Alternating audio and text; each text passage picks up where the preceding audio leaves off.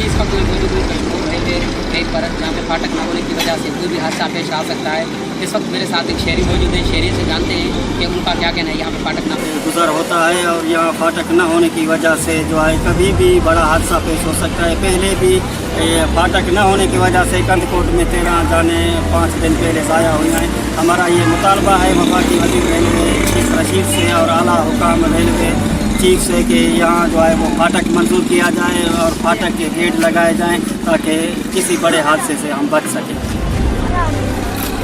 दरअसल हकीकत ये है कि यहाँ पर आमदनी बहुत बड़ी है। ट्रालियाँ भी आ रही हैं, कारें भी आ रही हैं, ये छोटे छोटे बच्चे खड़े हैं, स्कूल जा रहे हैं, उनके हादसा हो सकते हैं और कई हादसे हुए भी हैं। लेकिन यहाँ पर कोई भी अमला नज़र नहीं आता। हम कई बार कह चुके हैं रेलवे के काम को, भाई यहाँ पर फाटक लगाई जाए और फाटक ना लगने की सूरत में मासूम बच्चों के हौसले बहुत कम हो रहे हैं कि ये स्कूल जाने छोड़ रहे हैं। आप इनसे पूछ सकते हैं।